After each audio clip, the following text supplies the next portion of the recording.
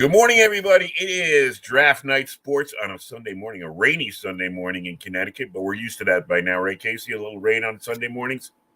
We've had rain every day for the past, week and a half? Yeah. Except for yesterday when I was in the city with my son to watch the Knicks. We had the only nice day of the entire week. Yeah. Perfect. It's like, how can people in Seattle bitch when they don't live here? My God, it can't be much worse in Seattle than it is here. But I guess we're used to it in New England. That's just our New England weather now. At least it's not snow. I was just going to say that. Better rain than snow. Yeah, exactly. Nice. We got a lot to go over today. We're going to hit a lot of different subjects. We got a little coaching thing to go over. We got the Knicks to talk about, which you were at yesterday. So that'll be fresh in your mind to talk. They beat up the Heat. Big win for them yesterday. Little Hall of Fame, and then we are a Major League Hall of Fame, and then we're going to get into our picks for the games today. But let's start out with what everybody thought was a shock and how we feel about it. Bill Belichick looks like he's not going to be on a sideline this year. Was it a shock to you? Very much so. I thought he would just go from the pitch up just to the next one, and he certainly looked like he was a shoo-in with Falcons. They interviewed him twice and nobody else even once, and it just seemed that that was where he was headed. And now you're right, he's headed nowhere. He's gonna seems like he's gonna sit out the year, and maybe somebody don't want him. I think there's a couple of things at home. I don't know if he'll ever get back to coaching. The more I think about it, I think when people look, I think there's a couple of things. First of all, people are looking for a long-term solution. He's a 3-year patch because he's 71 years old. He's not going to be there for 10 years. I think two things hold people back looking at him. First of all, are you ready to win right now? If you aren't, he's not your solution. And the other thing is, you would want him bringing like coaches with him that could continue his success when he leaves. You don't want to sit there and have to go out and get another coach in 3 years, whether you win a championship or not. I think those are the two things. And I think a lot of people are afraid he'll bring like the Matt Patricias, the Josh McDaniels, and we've already seen how they failed as head coaches. So I think that might be holding him back. What do you think?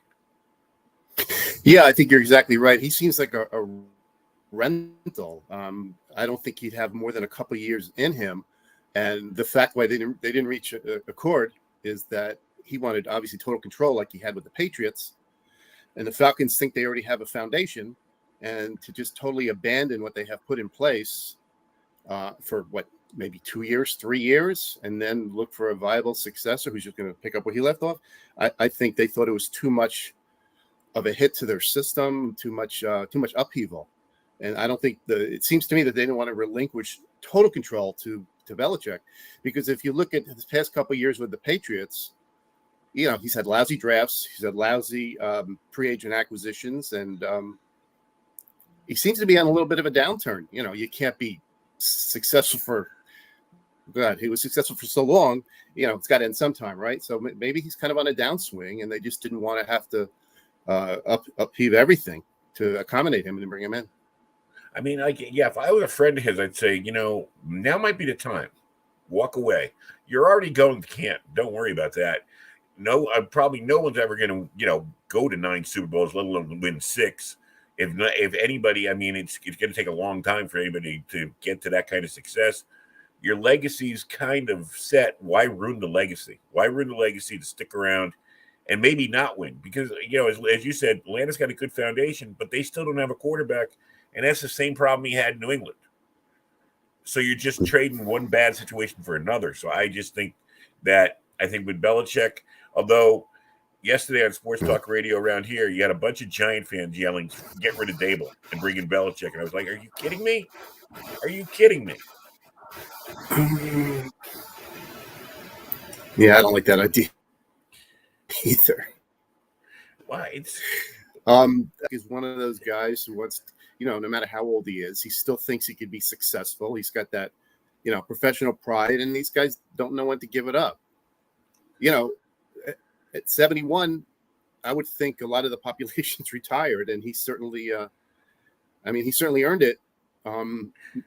Now the funny thing is they saying he probably going to broadcasting, at least for the year, where, unless he gets another job at the end of the next year, he'll be in it for this year and for the rest of his retirement. I just don't see him as a great color analyst or whatever position they're going to put him in. He doesn't have the disposition. He doesn't have the personality, the personableness. I just monotone voice. Do you really hear him? Can you see him listening to him on on a major network talking about football? I mean, obviously he's knowledgeable. He just doesn't have that personality, I don't think. I saw him do. He did when they did the top 100 football NFL Films or whoever NFL Network did the top 100 players of all time, and he was doing it with I think with Bob Wischusen, and he did a good job there. He was more relaxed. One thing he does love to talk about is football. So I mean, in the right scenario, I don't think he'd do well week to week like Jimmy Johnson does or those guys do. I agree with you there. I don't think he's a good studio analyst. I know he's not going to be like John Madden. He doesn't have that kind of a bombastic personality where he can entertain you watching a 3-hour game. But he's like the anti-Madden. I think when I've heard him speak. Yeah, I mean, if you could find him, give him a niche, give him like maybe a half-hour show on like NFL Network that you tune in where he broke down the game of the week and explained to you why this defense worked, why that, and if you had the right host with him, I think he'd be good in that kind of a scenario, explaining why a coach made this decision. We always wonder why did they go for 2 here? What's the thinking behind that? Instead of having Chris Collinsworth tell you what he believes, we have the most successful coach of all time telling us why. But I think he's good at that kind of a thing. But as far as being, and when he pregame shows, you got to be glib. They look for somebody that can make you laugh and, entertain you. I don't see him doing that. Mm-hmm. So, yeah, I don't see him picking up on that thing. So, I mean, it'll be interesting. The interviews that you've seen over the years. Not an entertainer. Well, I think first of all, you got to be fair in the interview thing because 2 things. I think first of all, he wants to control the narrative, so he tries to make it as bland as possible.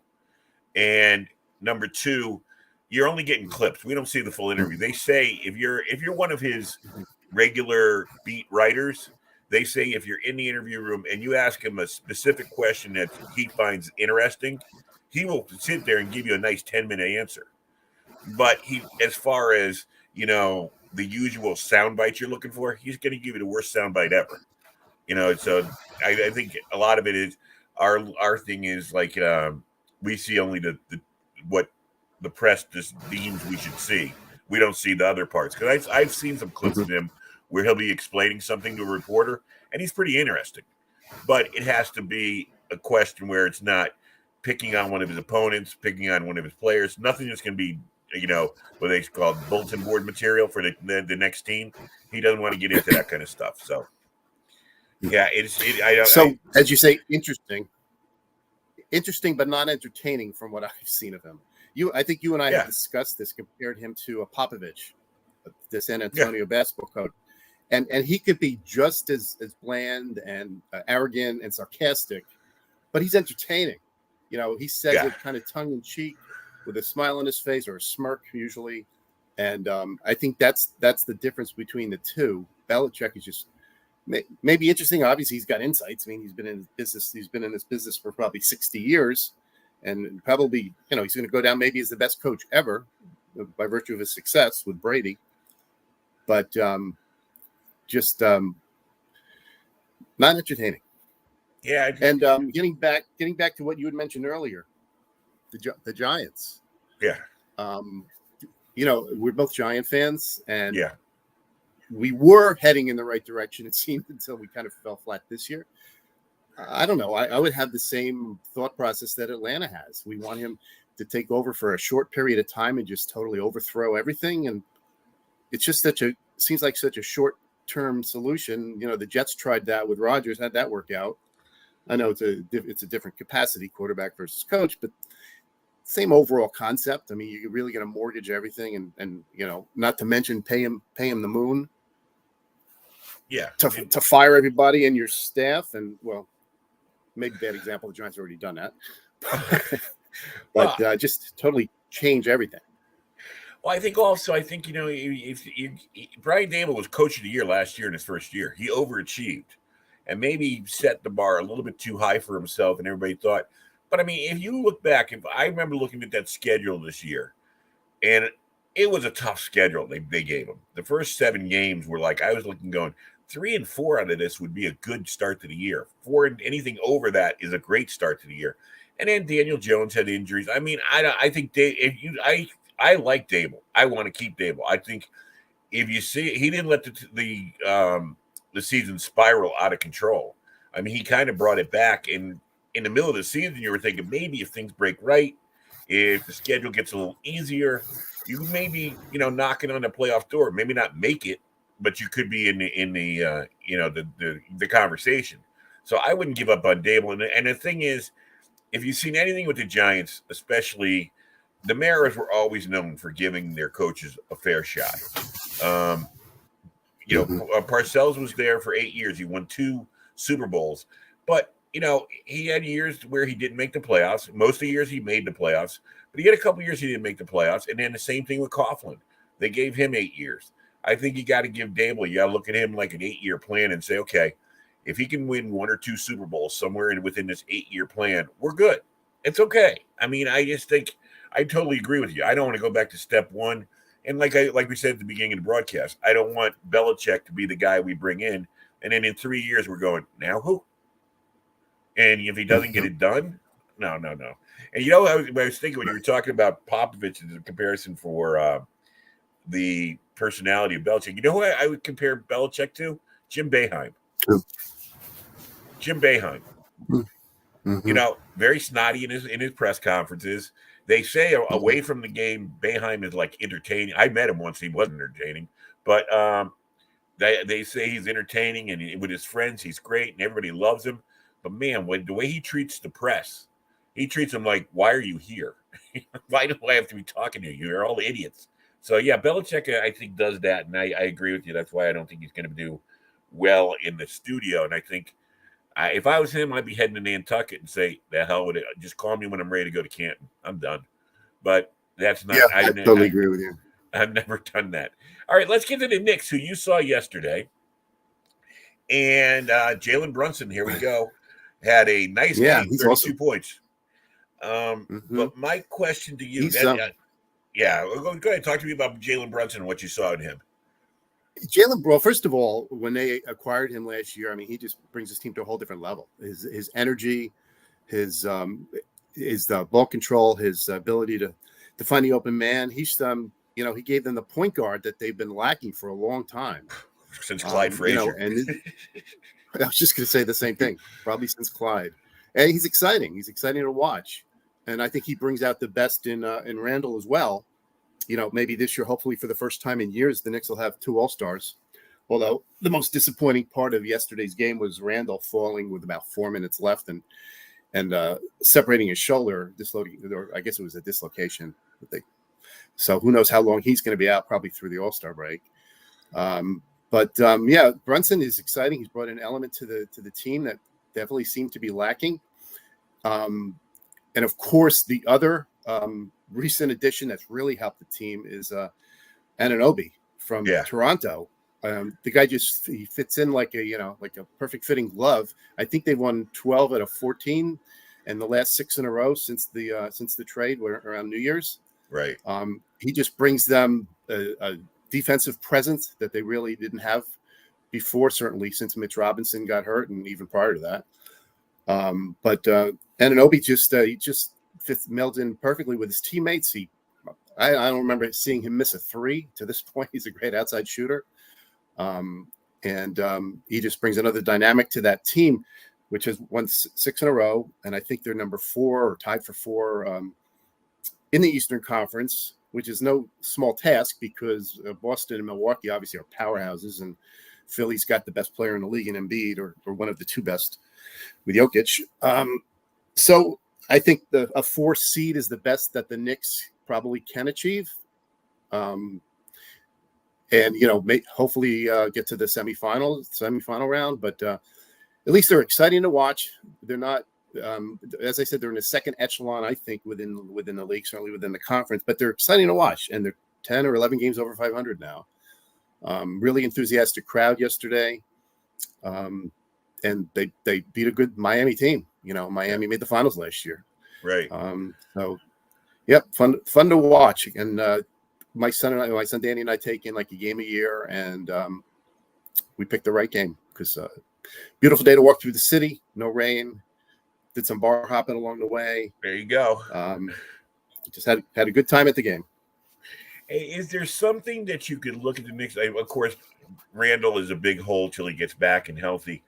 But is there something, if Randall was healthy, that you see they're missing or lacking that you'd like to see them come up with? They seem to have they have good bench support. They seem to have everything, but it seems in the NBA you need that alpha dog. I'm not for lack of just for use a comparison. I don't want him here, but you need. It looks like it's a star-driven league. The NBA.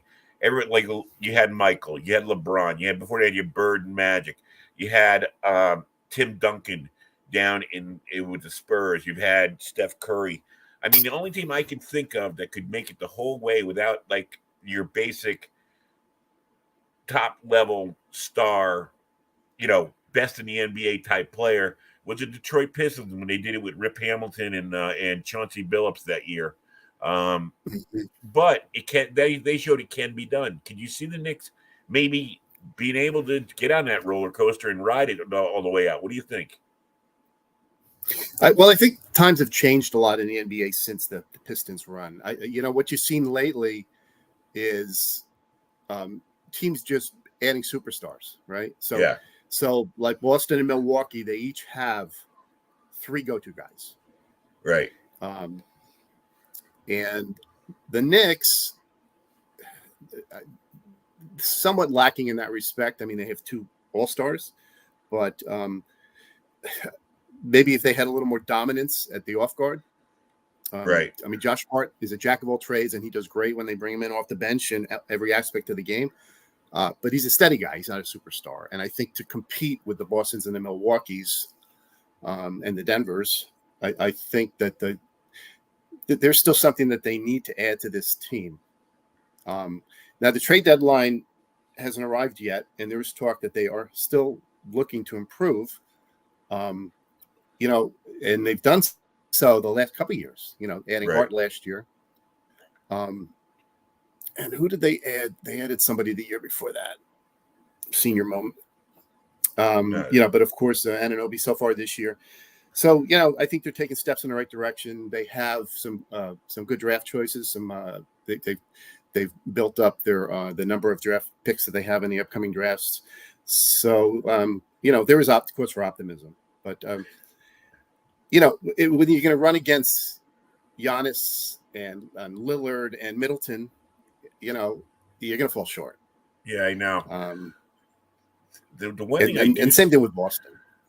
The one thing I do say about the NBA, I give up draft capital like crazy. I mean, I hate the NBA draft more than anything because I think they're the most unproven. The guys they bring in are the most unproven people. Either they're coming over from Europe or they're coming from 1 year in college, and you don't really know what they are. And it's just it's even a worse crapshoot than in the NFL draft, where you're about a 50-50 proposition. I think in the NBA, the draft choices, I think you're about a 25%. Chance that this guy's gonna really turn out to be a great player. I mean, I don't know. Everybody talks about drafts with the NBA, and I laugh when I hear about it because I'm like, okay, you're gonna have a 20-year-old come in here. How good is he gonna be? I don't know. Most of them don't work out. Look at the Kentucky Wildcats that everybody thought were gonna come in and go crazy in the NBA and never turned out to do anything. So. And look at the Knicks. They already gave up on R.J. Barrett, who they picked number 3. 3 years ago? 3 years ago? And they already traded him. I mean, so if they can get some help with using the draft pick, I agree with you with your assessment that they need like a Klay Thompson type a guy who can get you 20 from the outside every night and free up Bronson from that role. That'd be nice. They're just hard to find. Yeah, they are. But one of the benefits of accumulating all these draft choices like they have is that they can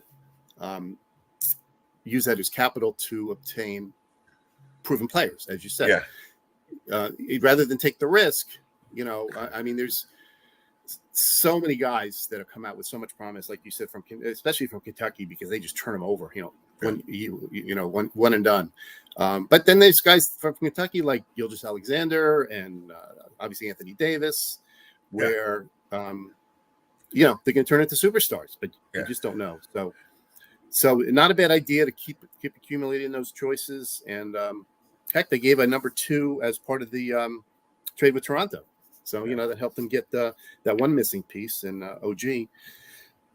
So not a bad idea to keep that capital and just keep moving it. Like you do in baseball, like the Yankees and Mets trade prospects to get proven players. Yeah. Worth the risk. Well, the good thing is for we New York area fans, or New York area, the people who live in the New York area, thank God the Rangers and Knicks are giving us something to talk about. Otherwise, it would be like, when is spring training over with, please? And speaking of spring training, we had 3 new additions to the Hall of Fame. I'm not a big Hall of Fame guy. I got to tell you right now before we start the conversation. Maybe it's because I'm a Met fan, and no Met is really, outside of Tom Seaver, ever belonged in the Hall of Fame, so I don't really get into it. Piazza, but he wasn't a full-time Met. No, he wasn't a full-time Met. He may wear the Met hat in, and he's treated like he's an all-time Met. But I remember he started as a Dodger, so I'm okay with that. But I think he was on the Marlins for a minute too. Yeah, exactly.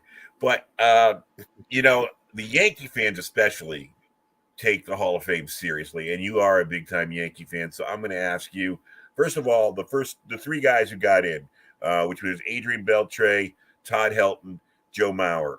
Your opinion on those guys? No problem with any of them. They're all worthy. And I was a big Hall of Fame fan. In fact, I've probably been there close to 10 times, with various groups of people, family members and friends and such. But I've really soured on them lately because I think it's just so watered down now. Yeah, I think the fact that the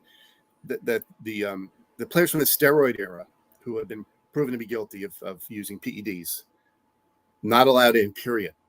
And that's really watered down the population so much so that guys like Harold Baines and Alan Trammell, guys like that make it, who are great ball players. But to me, a Hall of Famer is somebody who dominated the sport, dominated his position, dominated the sport for probably at least a decade. And those guys didn't. I mean, Baines was a most of the time a DH. Yeah, nice player. Nice player, special. 300 hitter, maybe good guy. 25 Good guy. Right. But to blackball guys like Bonds and Clemens and A-Rod, despite the fact that they cheated, and maybe personality-wise, some guys have issues too. But I think it's just so hard to differentiate guys that are worthy and guys who should be ineligible, because you take a look at somebody like David Ortiz, who's getting a free ride, and he was on the same list A-Rod was on, right? But he's a nice, bubbly personality, got along with the press. The fans loved him, except the Yankee fans, of course. But where do you draw the line? How did Jim Thome go from a toothpick as a rookie to probably double his size and weight? I agree. He looked like a linebacker. I agree. He didn't look like that when he came up as a third baseman with the Indians. Right. A couple of things, outside of the steroid era, for 2 things. One thing I will say, and a lot of people disagree with me. I don't want to see. When they put Marvin Miller in the Hall of Fame, I said that's stupid. The museum is for the players we came to see play. It's not about a guy who actually took the game away from the fans many years, put him on strike. So why should he be honored? Yes, he did put him in the Labor Lawyer Hall of Fame, but not in the Baseball Hall of Fame. Okay, I just open up a freaking Lawyer Hall of Fame and put him there. He could be the number 1 guy there. I don't care. He could be the Babe Ruth of the Lawyer Hall of Fame. I'm fine with that. but he doesn't belong in a sport where I understand the players were mistreated for years, but now the pendulum has swung so far the other direction where you have guys that can, let's face facts, get one good contract. You never have to work again another day in your life. And, I know they made a lot of sacrifices to get where they are and stuff like that. They've been rewarded, okay? But he doesn't belong in the Hall of Fame. And just like I don't believe the owners belong in the Hall of Fame. No one came to a stadium. Maybe they came to see, maybe a Steinbrenner to see him, but he doesn't belong in the Hall of Fame. He just made a great investment, and it's the players. It's about the players and the fans. It's not supposed to be about anything else. I mean, So not even managers? No managers, Joe? no, I'll take managers because managers are actually have something to do with the product we're there to watch. But I mean, okay, if you're going to put the owners in, how about the best beer vendor? Who's the best beer vendor of all time? I mean, come on. It's just ridiculous that, and like you said, watering down. The other thing about the Hall of Fame, and someone brought it up, this is not my original idea, but it is, somebody brought it up to me one time, and I was like, you're right. He goes, how come in your first year of your eligibility, you aren't worthy, but 7 years later you are? What did you do in your retirement that suddenly made you worthy? I mean, come on. It's like, It's stupid. It is. When you're up for it, you are a Hall of Famer then, and you go in. If you're not, you're off. 1 year. What do you need more than that? I mean, come on, because you can't improve your stats. You can't do anything. You can't win championships when you're sitting on your couch. I mean, come on. I just don't get it. So that's another thing I don't get with the Hall of Fames. Look how long it took for us to finally get one player to get the unanimous vote. Yeah. And it was a relief pitcher. I mean, Yeah. Is Mariano Rivera the best player in history of baseball? Of course not. No. But, I mean, in the old days, there was always such a backlog because they didn't start the inductions until, after a period of time. Late I guess 30s. it started sometime in the 30s, right? Yeah, late 30s. Late 30s. Late 30s. So for a while there was, it was kind of understandable. You didn't want to put 20 guys in at the same time. So it took maybe, a decade or two to catch up. So that made a little sense. But like for Eddie Matthews, who's one of the best, I just read a story about him. He one of the best third basemen of all time, and certainly the best of the first 100 years. Yeah. Took him, I think, till his eighth attempt to get into the Hall of Fame. Right. More home runs than any third base in the history of baseball. 280 hitter, fine defensively. He and Aaron, most home runs as teammates ever. Right. More than Ruth and Gehrig. Right. And it took him 8 tries, and that's just ludicrous. You're absolutely right. If you're a Hall of Famer on the eighth vote in the 8th year, how are you not the first year? Yeah, it's ridiculous. It just doesn't make any sense. I mean, what it does is it gives chances for sympathy votes, for changing of the guard. I mean, 2 guys that I think are in the Hall of Fame, 2 old timers that I don't think should be in the Hall of Fame. I think they should be honored as some of the great players of all time. I don't know how, but I didn't think Pee Wee Reese and Phil Rizzuto belonged to the Hall of Fame. They were good players on great teams. I mean, if you took Pee Wee Reese off of, and it's just because I've read a lot of baseball history. If you took Pee Wee Reese and put him to Cleveland, and you put Lou Boudreau on the Dodgers, I think the Dodgers are a better team. You know what I mean? Sure, like, but Boudreau's in the Hall of Fame, though. Yeah, but he's there because of his stats and because he belongs. I mean, and the same thing with. I see your point. Say it's like, come on, it's just like, okay, I understand, and it was nice. I mean, everybody loved Phil Rizzuto's speech. He was a great guy. I mean, growing up, I was a Met fan, but I listened to the Yankee broadcast just to listen to him because he was so entertaining. And I believe he belongs in the Hall of Fame. One guy I'm going to show you here because I found this. I don't know how. Look familiar? Sure.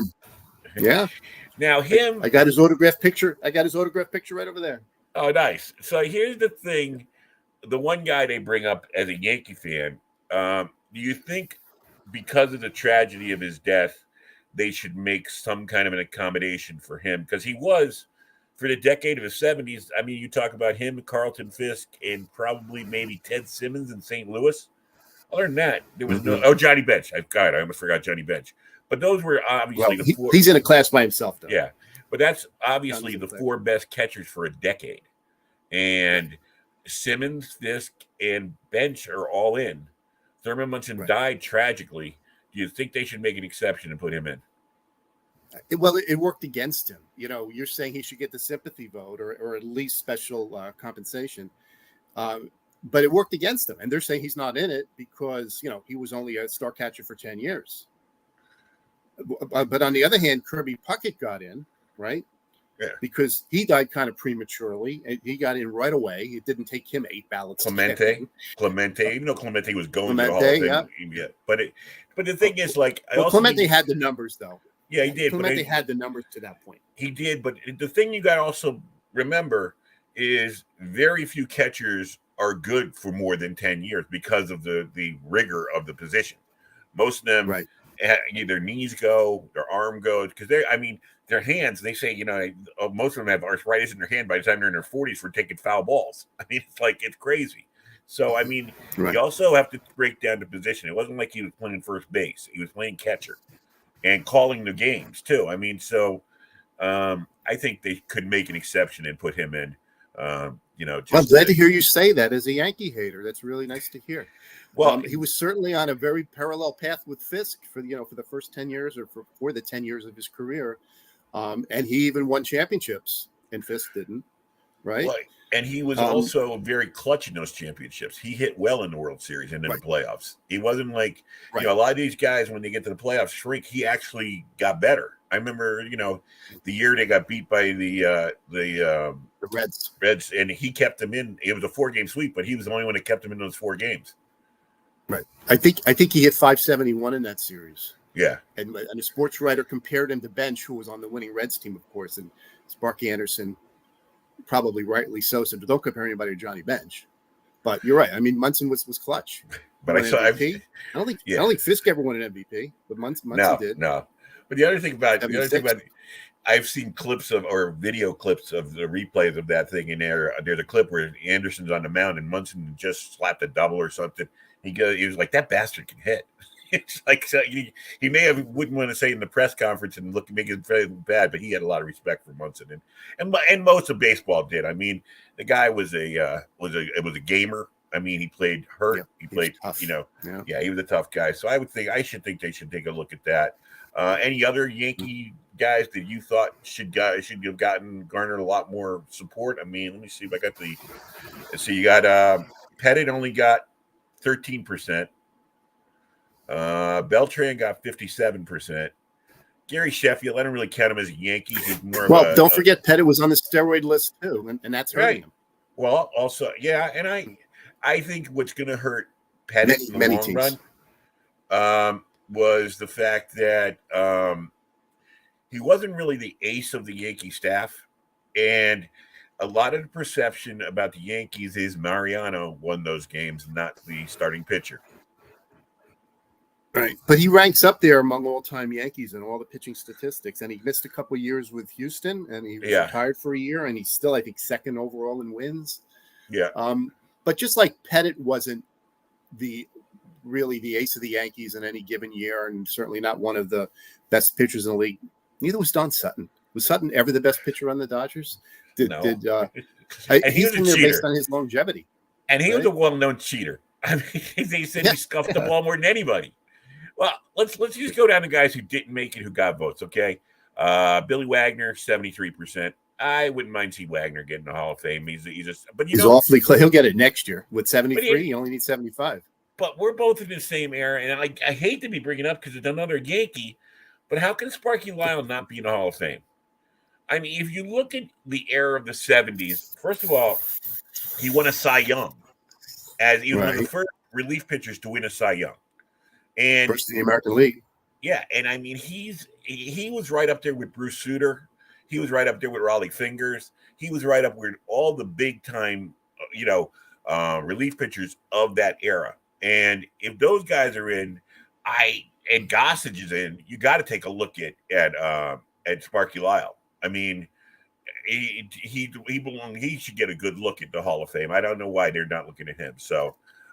Billy Wagner, I think his career got derailed. I don't think he was as dominant relief pitcher for as long as the other guys you mentioned because of that acquisition of Gossage. And, Sparky went from Cy Young to sayonara, as Greg Nettles said, and then he got traded to Texas, and he really was never the same dominant relief pitcher anymore. Yeah, I know. But, I think that really kind of pushed him to the background. I guess because that was a time when Texas was the place where careers go to die. So, and it did. Okay, let's get Wagner. Got Sheffield, another steroid boy, and I just can't root for Sheffield. He's so freaking arrogant. Andrew Jones. Yeah, he's a jerk. Andrew Jones, great defensive outfielder and a power hitter. Beltran. Beltran, another guy I got mixed feelings on because he did do well for the Mets. I'm not going to take him apart for that one strikeout. But he's another guy whose attitude just seems, and I don't know. He'll get in eventually. But don't forget, Joe. He's got a black mark on his record too. He was on the Houston team that cheated, and that's gonna hurt him a little. I agree with you. That'll keep him out. A-Rod and Manny Ramirez, we know they're steroid boys. Here's a guy who I think will get in, Chase Utley. Not one of my favorite players. So. You don't think so? I don't think so. He was like the best second baseman. He was best second baseman in baseball for a decade, and he get hit. I would vote for him. Better than Alomar? Not defensively, but he was better. I would put him offensively on the same tier, if not better. He had more power. I don't know. If you put him in, then you got to put Rollins in, right? They were pretty much equal contributors to the Phillies. The one championship they had in 2008. I wouldn't vote for Utley. Jimmy Rollins, I have a lot of respect for too. I think he was a good player. I'd put him on Jimmy Rollins. I put him strongly up compared to a Barry Larkin. I think he was that type of a player. And Larkin made it. Yeah. Omar Vizquel, not so much. Bobby Abreu, no way. No, journeyman. Good player, but a journeyman. Another interesting outfielder. Another interesting guy, Mark Burley. Mark Burley was an ace for the White Sox for a lot of years, and he pitched a couple of no-hitters, if I remember right. I think Burley pitched a perfect game. Yes. He pitched a perfect game where his outfielder made a spectacular catch for the last out, remember? Yeah. And but if you can put Burley in, is Burley any better than Pettit? You can put Burley in there and not Pettit? But he was the ace, and he did pitch no-hitters. But then again, he didn't have any playoffs. So I guess that's a kind of a wish-wash there. The last two, Torrey Hunter, even though he never played in this area, I always respected Torrey Hunter. Don't know if he's really a Hall of Famer. I don't know if he's a really Hall of Famer, but as far as, he's one of those guys that should get a good look.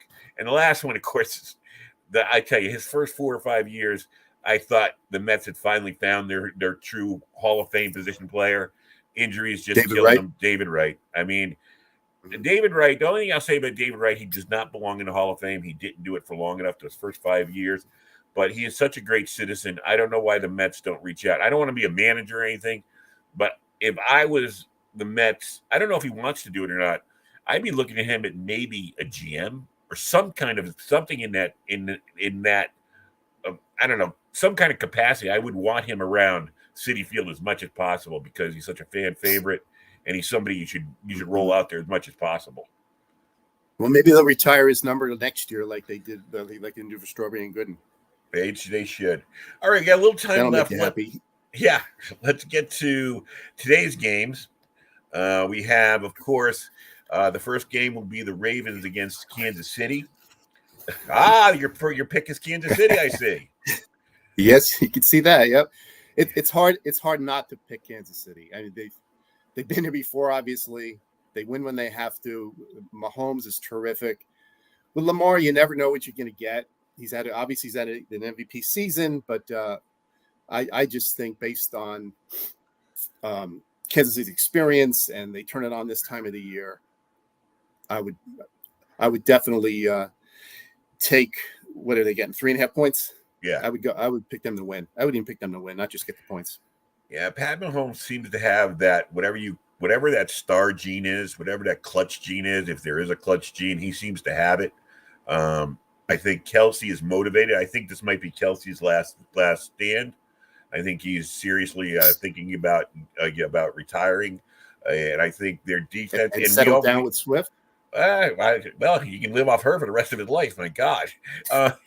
The other thing is, you and I both know this from experience, is that Steve Spagnuolo can come up with a good game plan in a big game, and shut down the best or the MVP type quarterback. So I think they got that going for them. I think Kansas City, I think they will do it. Second game, I'm rooting for Detroit. I've been thinking all week of a way they could do it, and I don't see it. Especially, I heard that Samuels is going to play. Right. I think That helps. San Francisco's too much for Detroit, but I'm going to root for Detroit because I'd love to see Goff kind of throw it back in the Rams' face, saying, yeah, you didn't think you could get it done with me out in LA, but then again, Stafford never did what I'm doing with Detroit. So who got the better of the deal? You know what I mean? It's like we'll see. So I'm going to go with San Francisco and Kansas City. And that your pick too? Exactly right. Yeah. Yeah. I mean, San Francisco is just so talented. Every facet of their offense. They've got a great defense.